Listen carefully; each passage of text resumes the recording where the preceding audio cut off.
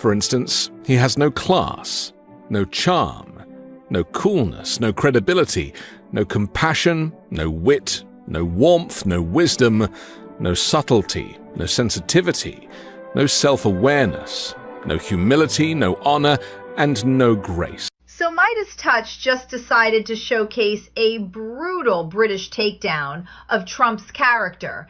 And given Trump's chaotic return to power amid the Iran crisis, this outside perspective hits differently. What we're hearing is surgical precision applied to fundamental character flaws.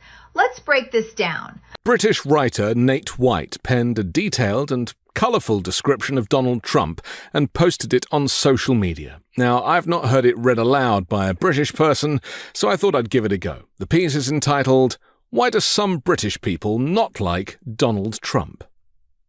A few things spring to mind. The British perspective matters because they're watching Trump 2.0 from the outside with clear eyes.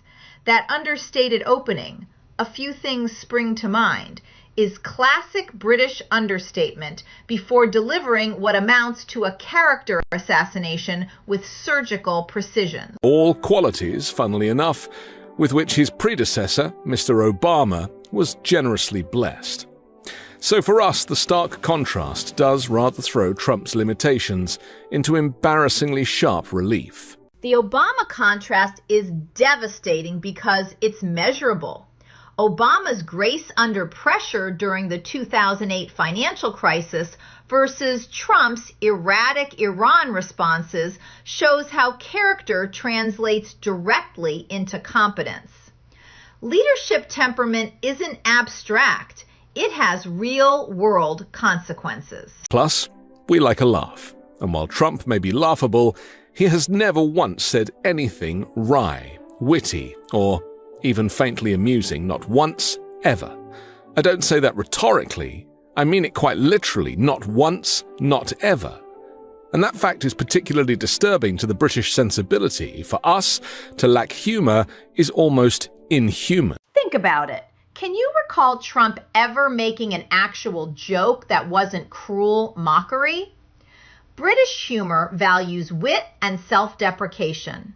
Trump's humor is always punching down at others, never showing the vulnerability that real humor requires. His idea of a joke is a crass comment, an illiterate insult, a casual act of cruelty.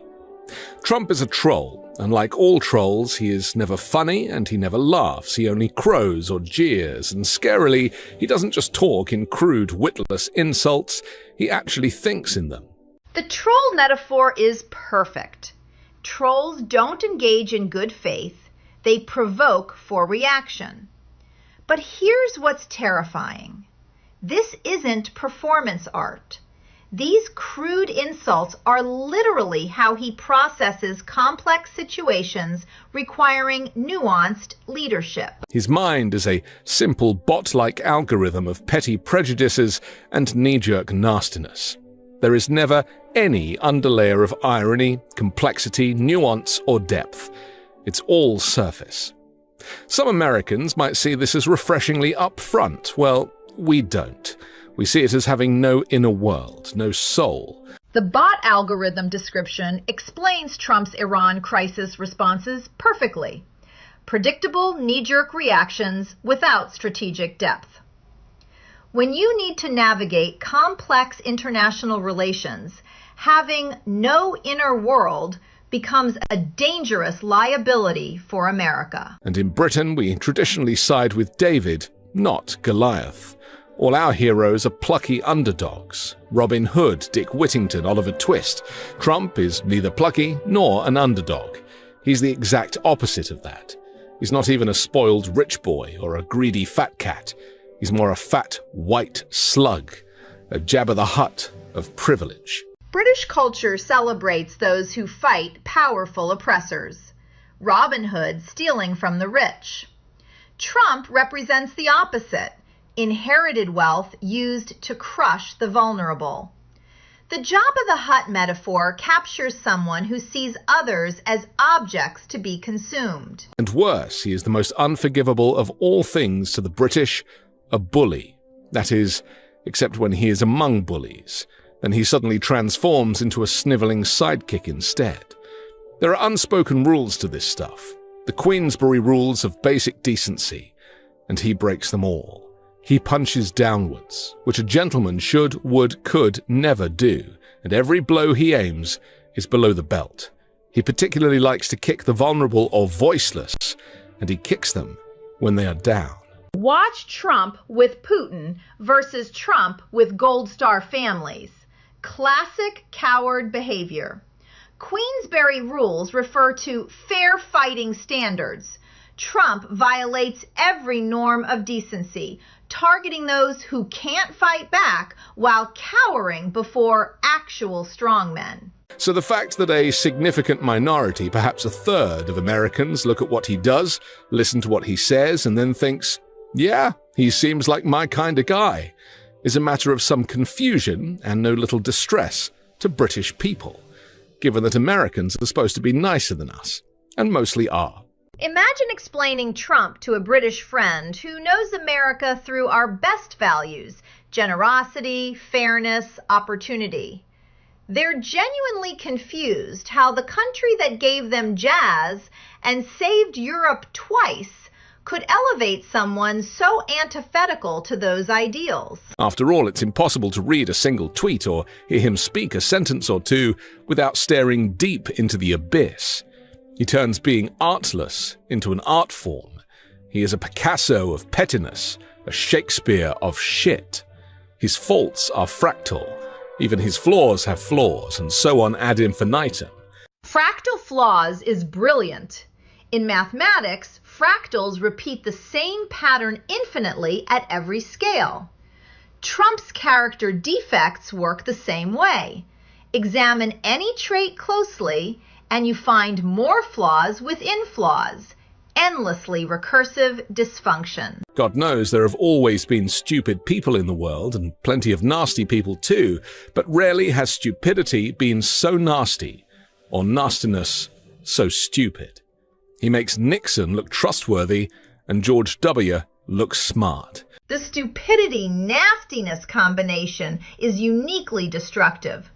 Nixon was calculating, Bush was misguided, but Trump couples genuine ignorance with deliberate cruelty. That makes him unpredictable and dangerous in ways previous presidents never were. In fact, if Frankenstein decided to make a monster assembled entirely from human flaws, he would make a Trump. And a remorseful Dr. Frankenstein would clutch out big clumpfuls of hair and scream in anguish, "My God, what have I created?" The Frankenstein metaphor works because the original monster was accidentally tragic, created with good intentions. Trump seems like a deliberate assembly of the worst human traits, with the creator immediately recognizing the horrible mistake they've made. If being a twat was a TV show, Trump would be the box set. The box set metaphor is perfect British understatement. It suggests Trump represents the complete collection, the definitive edition. Sometimes dry wit cuts deeper than rage because it implies the conclusion is so obvious it barely needs stating. The box set metaphor is perfect British understatement. It suggests Trump represents the complete collection, the definitive edition. Sometimes dry wit cuts deeper than rage because it implies the conclusion is so obvious it barely needs stating. The box set metaphor is perfect British understatement. It suggests Trump represents the complete collection, the definitive edition. Sometimes dry wit cuts deeper than rage because it implies the conclusion is so obvious it barely needs stating. The box set metaphor is perfect British understatement. It suggests Trump represents the complete collection, the definitive edition. Sometimes dry wit cuts deeper than rage because it implies the conclusion is so obvious it barely needs stating. The box set metaphor is perfect British understatement. It suggests Trump represents the complete collection, the definitive edition. Sometimes dry wit cuts deeper than rage because it implies the conclusion is so obvious it barely needs stating. The box set metaphor is perfect British understatement.